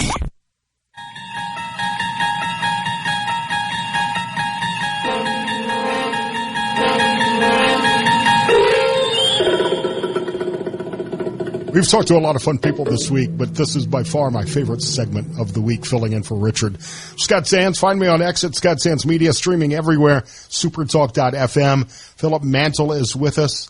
His documentary is airing now on Amazon and YouTube, Pascagoula 73, based on one of his books. Is there anything in the documentary that you were able to cover that's not in your book about the Pascagoula UFO encounter? What we were able to do is to provide visuals rather than, transcripts. For example, both Maria Blair and Calvin Parker both went under regressive hypnosis, which we had filmed. And those are all transcribed for the books, you can read it verbatim. But of course, in Pascagoula 73, you can actually see the film of their hypnosis. And what is interesting in Calvin's hypnosis, before anything starts, he's describing the river in front of him. You know, there's a boat, there's the bridge. Right at the end, he said, "Oh, and there's two figures on the other side of the river." Is that two figures, Mr. and Mrs. Blair? Don't know. Very curious. But so you can see it for yourself, Scott, and reach your own conclusions, of course. I am fascinated by these stories, and I'm very familiar with the Pascagoula abduction story. I mean, first of all, it's inspired movies and music and pop culture references. Do you get into that at all in Pascagoula 73 in the documentary? Do you get into the impact at all that the abduction story has had on society? No, because that is continuing. I mean, even, you know, the supergroup Fleetwood Mac in 1976 had a record called Hypnotized. That's partly based on what happened to Charlie and Kelvin. And around the 50th anniversary, back in 2023, not long after Kelvin sadly had passed, there were other people, you know, locally recording songs about it. And when Kelvin's book came out in 2018, it's called Pascagoula, The Closest Encounter. Two local gentlemen read it, and they're both musicians, and they wrote a song called Blackwater Blue Moon. And it's excellent. It's all, you can get it, you can see it on YouTube. There is now a movie being written about what happened that night, and it has the working title of Blackwater Blue Moon. So fingers crossed that gets the green light at some point. I do love these stories. I've got to be honest with you, Philip. I'm open-minded but skeptical. As Fox Mulder said in X-Files, I want to believe. I just don't know that I do. It seems like, and Lance and I were talking about a Bigfoot story earlier, it seems like after all of these years, and now with the prevalence of, you know, a cell phone, a smartphone in everybody's hand with video, that we would have more definitive evidence of alien visitors, of extraterrestrials that we don't have. And we hear stories about UFOs with the lights in the sky. If you've got the technology to travel across the solar system from another galaxy to our planet, I don't think you need headlights on your vehicle. So that's one of the reasons why I'm somewhat skeptical. When I talk to other UFO experts like Giorgio Tsoukalos and Nick Pope, they tell me, well, the evidence is all around us. You just have to learn how to interpret the ancient alien visitors. So how do you convince a skeptic, an open-minded skeptic like me, that this is a real story, that these guys just aren't crazy? Yeah, it's a good question, and I'm fairly skeptical myself.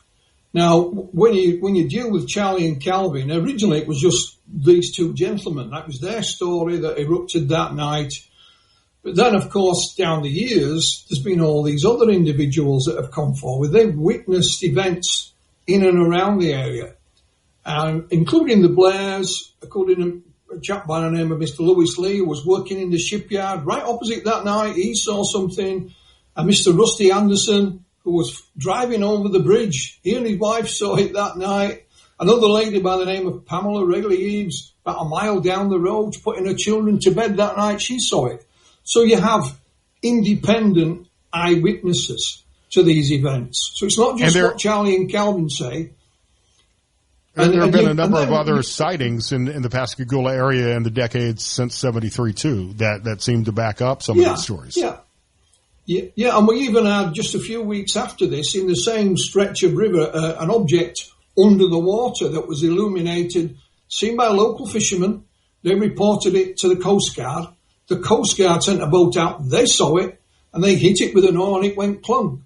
And again, we have the full Coast Guard report, nothing redacted. Everything is in there, and they said it was unidentified. So, and then when you push this evidence together, Scott, it's then up to you to decide what happened to these gentlemen that night. The way I've described it, we had two ordinary guys who encountered the extraordinary. And with nothing to gain by telling this story. Not at all. I mean, Calvin was traumatized pretty much for the rest of his life. Charlie not so. He thought it was important and he wanted to tell the world about it. This thing had happened and this is important. He thought it was important. He wasn't sure why or how, just that people should be aware of this. And so that both gentlemen, reacted totally the opposite from each other in the years that passed. And it is absolutely fascinating. So you draw your own conclusions. It's like presenting your evidence in a court, rather than just 12 jurors. We have Joe Public, and they can reach their own conclusions. We're talking to Philip Mantle, UFO researcher, Beyond Reasonable Doubt. Pascagoula 73, the documentary now streaming on YouTube and Amazon. So it's interesting to me that you've got some unredacted reports from the Coast Guard. You've talked with the Keesler people after their interview.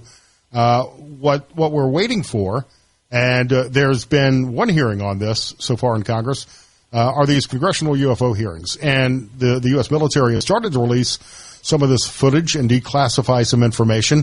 Do you think the government's withholding what they know, and why would they not want us to know about life on other planets? Well, it's a good question. I look upon the government as being pretty much like you and I, Scott. We don't investigate UFOs. We investigate sightings of UFOs. So by the time I get there, or whoever, it's gone. You're just talking to a number of witnesses who are as mystified as anyone else. Yes, they have some film and photographs, but then civilian organizations have film and photographs. And it is the duty of our governments, both yours and mine, to keep secrets. And it's not always the information that they have that is the secret, Scott. It's how they've obtained that information. It's the intelligence gathering network that is the real secret. And I'll give you an example. Many years back, a friend of mine worked in a mill. They made textile. And in the UK, we have the Official Secrets Act. He said, I've signed that. And I said, no, you haven't. You make cloth, He said, no, I've signed it. Some of the cloth they made was used for military dress uniforms. So I said, is this some kind of super secret cloth, And he said, no, we use it for other things as well. But because it was used for the military, he had to sign the Official Secrets Act. But there was nothing secret about it at all. So we're assuming because things are withheld that they must be, they must have something. But that's not always necessary. So it's just the intelligence gathering network that is the big secret. We've only got a couple of minutes here, but as you talk about those secrets that the government may be keeping, if you look back at Pascagoula in 1973, height of the Cold War, the proximity to Keesler Air Force Base and maybe some naval installations and naval exercises taking place, is it possible that this could have been advanced military technology? And isn't it likely that so many of these UFO sightings are likely advanced human technology that has been misidentified? Yeah, well, why not? Why not? I mean, it was whatever happened at Pascagoula was certainly unique, and we shouldn't really rule anything out. I mean, Calvin, I became very good friends with Calvin. We were very close over the 5 years I knew him, and he toyed with all kinds of ideas.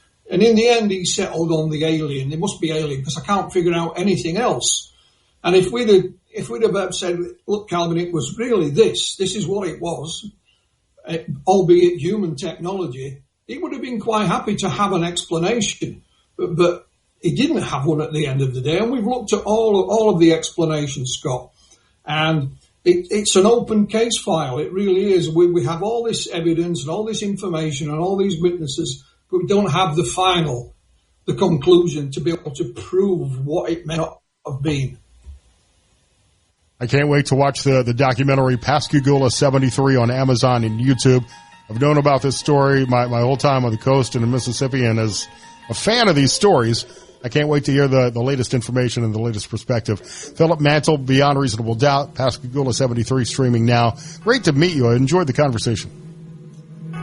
Thank you very much, Scott. My pleasure.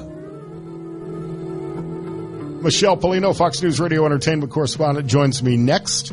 And any new updates, there have been a couple of new developments in the saga of the Real Housewives of Mar-a-Lago between Donald Trump and Elon Musk, which I'll tell you about in a few minutes, too. Mornings with Richard Cross, Scott Sands here on Super Talk, Mississippi. From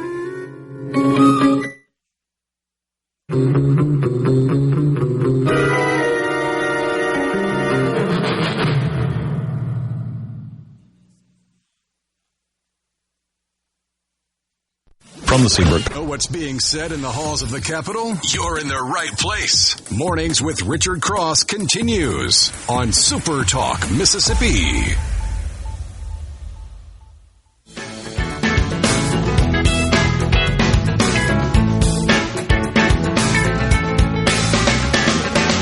Mornings with Richard Cross on Super Talk Mississippi. I'm Scott Sands. Richard is back Monday. C-Spire text line open at 601-879-4395.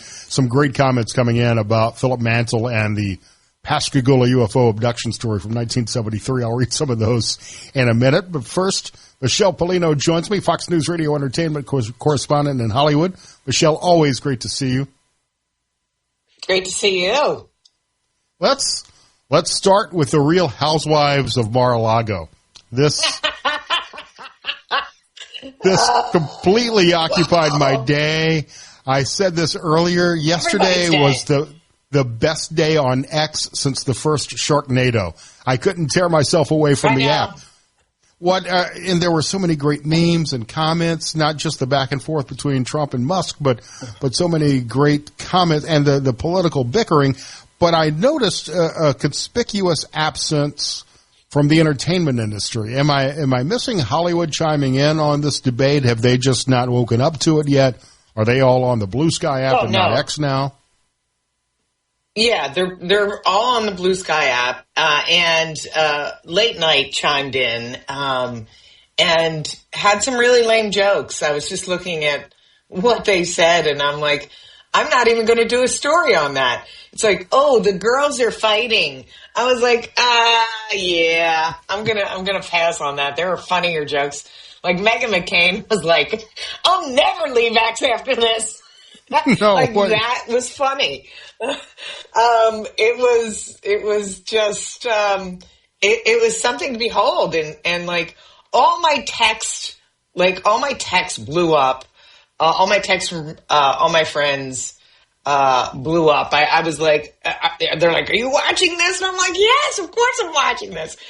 I think that I'm looking at it now, and I'm like, nobody from Hollywood. One of my favorite tweets was from Ashley St. Clair, who sent a tweet to Donald Trump and said, let me know if you need help advice on a breakup. Ashley St. Clair is the latest baby mama to Elon Musk's love childs. It's right. And this morning, new developments today, there's supposed to be a conversation between Trump and Musk. The White House now denying that conversation is going to take place. And apparently Donald Trump made a comment earlier that he might get rid of the Tesla that he had just bought. Yes, all those things, what you said has been confirmed. I do think they're going to have a talk before the end of the day. Trump's got to blow off some steam. Right. Everybody, at least the blue team is all about that Epstein comment. They're obsessed about it, because the first blow that got Musk, personal. That was personal. The first blow was. You could make an argument that it was all fake, but as soon as he brought up the Epstein file, then this is getting real. If there were any damning evidence of Trump's involvement with Epstein, that would have come out already in one of the three campaigns. The Democrats would have certainly used it. Like they would have used it. So it was a childish blow. And he did it because he knew that the left would love that. That's why Elon did it. He was spiteful, because both you and I know that stuff would have came out a long time ago. Absolutely. And Trump very strategically firing back about canceling contracts, knowing that would tank Tesla stock as it did 15%. So I would like to see them both kiss and make up? I don't know, but at least I understand both of their points of view, as we've talked about throughout the morning, and really all week I've been talking about the pluses and the pros and cons of the big, beautiful bill and how we do need to cut spending, but hopefully they'll find a resolution or at least dial it down a couple of notches. These are two very powerful men, but Trump's going to come out ahead. They both understand the power of social media, and this is a fun fight to watch online, but it's not good for advancing a productive dialogue for the country. No, it's not, and they know that. I do think it's going to die down pretty quickly, but it was fun while it lasted. Certainly entertaining yesterday. Michelle Pollino, Fox News Radio correspondent here on Mornings with Richard Cross. I guess the big story in Hollywood has been everybody watching the Diddy trial, which I wish that was televised. I mean, there's so many disgusting parts of this whole story, though, but it's one of those captivating stories. It's a train wreck you can't turn away from. Well, it's a train wreck that I am unfortunately on for the ride, covering it every single day. It is, he is a vile human, if all of these things are true. And it looks like they are, what he does to women, how he abuses them. An interesting part that came out yesterday during the Diddy trial was his new, his latest ex, Jane, that's a pseudonym, took the stand to say, at first when he mentioned her having sex with an escort, she was exhilarated. And, but then she said he opened a Pandora's box. And she said 90% of the time that they were together, she was having sex with other men. 90%. So it's odd, and I think back, and you know what I'm going to say here. Oh no! To Wendy, I think back to Wendy Williams, the amazing New York DJ who had her own talk show, who said that the reason Diddy did this was because he was gay, and then of course. She lost everything. Like, she lost her show. Like, she had a radio show at that time in New York. She lost that. So, I don't know if we'll see Wendy Williams in this trial, but, it's a very interesting trial. It is. And it's also hard to hear and hard to watch, every day as your reports come out. But certainly, I hope he receives the punishment that he deserves. And to tie it all back to Donald Trump, he was asked about pardoning Diddy. I don't think that would happen. But we're in such a weird timeline now where 50 Cent is urging the president of the United States not to pardon another rapper. It's just, again, Kanye West chiming in on X yesterday, urging the bros to make up. It's just so bizarre. Michelle Pollino, what kind of movies do we have opening up? You'll be proud of. I've known you for years, and I'm always late to the movies. I just don't go a lot anymore. Right. But I did see Mission Impossible: The Final Reckoning in the theater. That, to me, is one of the ones that you need to see on the big screen. I enjoyed it thoroughly. Thought it was about 45 minutes too long, but a great action movie. Surprised at how empty the theater was. It's, in my opinion, those are the type of movies that sell. I think Tom Cruise is the guy that can save the movie industry. Yeah, I think that and Lilo and Stitch will be the big movies of the summer. Coming out today from the world of John Wick, Ballerina with Ana de Armas and Keanu Reeves. All these rumors right now lighting up the internet about Ana de Armas and Tom Cruise possibly dating. Apparently, those rumors are spreading like wildfire this morning. But the John Wick franchise is alive and well, and it's back on the big screen. So if you love the John Wick franchise, you love this. Also in theaters, Wes Anderson's The Phoenician Scheme. I'm so bored with Wes Anderson, I could cry. And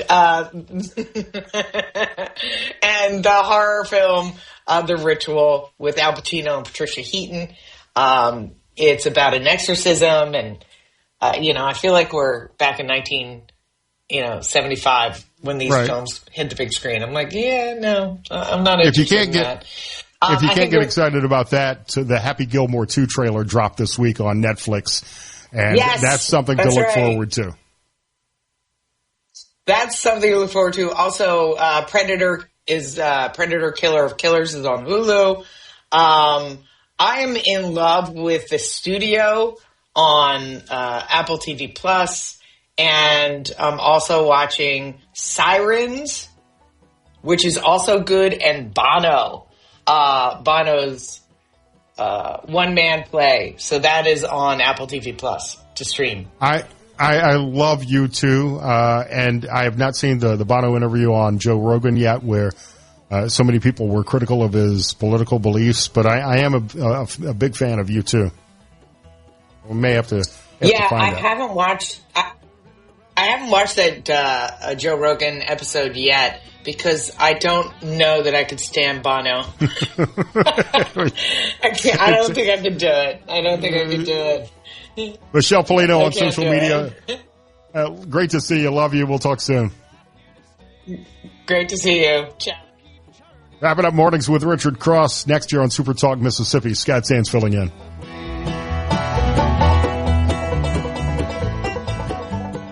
From the Venable Glass. Get the inside track on Mississippi politics.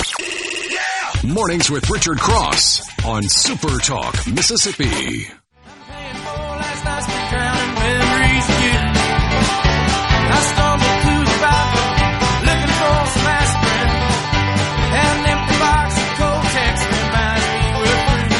Mornings with Richard Cross. I'm Scott Sands. We have a new Truth Social post from Donald Trump, and this one has nothing to do with Elon Musk. He's yelling at the Fed this time. His post says, "Too late at the Fed is a disaster. Europe has had 10 rate cuts. We've had none. Despite him, our country is doing great. Go for a full point. Rocket fuel." That was the latest Truth Social post from Donald Trump. The markets are up today in the first 25 minutes of trading. The Dow is up 533 points. NASDAQ up 263, the S&P up 71, and Amazon is holding. Tesla is up about 5%, which is still down dramatically from yesterday's drop after the feud began. So we'll keep an eye on that throughout the day, but it's looking like the market wants to end the week green. Lance, there's been a story I've tried to get to this every day this week, and we keep running out of time. I feel like by the time we do this story, it's going to be anticlimactic. But I wanted to do this. I haven't even listened to it. I've been waiting. Been wanting to do the story all week because it's just such an outrageous story. I don't even know if this is possible or if this is just a story of a woman who really wanted to forget her ex and move on and get back and yell at him, blame him for something. There's a woman named Christine Conwell, and she's trending after claiming that her ex-boyfriend's nasty flatulence gave her a sinus infection that has lasted 7 years. Ooh. So the story is she had just had surgery on her ankle and was staying in a hotel with her boyfriend. She was in bed. He was getting into bed, and he apparently, ripped one, and then they broke up after. I don't know. They broke up because of that. That's a bad one if you're going to break up over it. But after that incident in the bed, she developed a nasty sinus infection that's stuck with her ever since. And doctors couldn't figure out what was causing it, but she had a culture done, and the results showed that she had E. coli in her sinuses, and that's something that comes from feces or not washing your hands. So she thinks because the bacteria was there that it's been living in her nose since the boyfriend's bed incident. This is Christine Connell talking about the infection. We dated like 7 years ago. I've had a persistent sinus infection ever since he and I stayed in a hotel one night after I had surgery, and he farted terribly. I got my sinus infection cultured today, and it is E. coli. You usually don't get E. coli in your sinuses because E. coli is from poop. I don't know. How does that get in your sinuses unless you have a boyfriend who farts disgustingly and you are forced to inhale it because you are immobile after ankle surgery? So... yeah, it's probably the hotel room, I would guess. I would guess. Yeah, I would say there's maybe something in the hotel that caused that. But yeah, if you dislike the man enough, and I guess you could blame it all on him. Sure. Yeah. Look, I don't know if it's possible. I actually did some Googles, and I asked ChatGPT, is this possible? I couldn't find an actual expert weigh in, but it sounds like it could happen if the conditions were just right. I guess if you did the old military sit-up, that was an old thing we would do back in the day. A joke on somebody. But I guess if you happen to hit the wrong spot, maybe it's not a comforting thought, is it? No, but I tend to agree with you that it's probably something she encountered in the hotel somewhere. Yeah, I would say, probably somebody that had that room before, and they maybe not have cleaned it up very well. But yeah, I don't know. That's a unique one. Never heard that before. No. And when he said he was a terrible fart, and just terrible.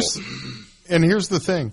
That's going to be the last thing you remember I talked about as we head into the weekend. Right? Yes. So that's it's a Good Friday.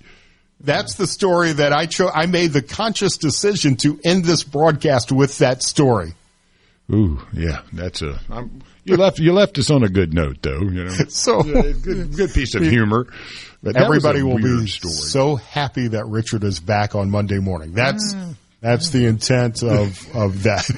It's like, all right, it's over with now. It's right. No, you did a great job, though, man. It's been a lot of fun this week. You had great guests.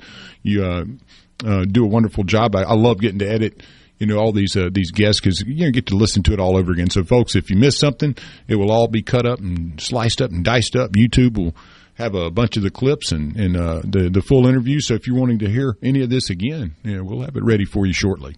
Well, and it's a real honor. It's a pleasure to be back on the radio in my home state of Mississippi. And I love everybody that I've had the chance to work with at TeleSouth and SuperTalk Media. Thanks to Will and Mr. Davenport for giving me the opportunity. Such an important time slot. And Paul Gallo Show now hosted by Richard Cross, who's doing a terrific job. And the opportunities I have to sit in for Gerard as well. I really feel blessed to have these opportunities. And Lance, thank you, and Rhino and Cammie and Alex. Everybody's been terrific to work with. I'll try to respond to some of the texts coming in on the C Spire text line. Meanwhile, over the weekend and until next Friday when I sit in for Richard again, and find me and my podcast and everything else on X at Scott Sands Media. I hope you all have a great weekend and don't get abducted by a UFO if you're around Pascagoula. That's an important note. Back Friday. Richard is back on Monday morning. Have a great Friday. Have a great weekend. Thanks, y'all.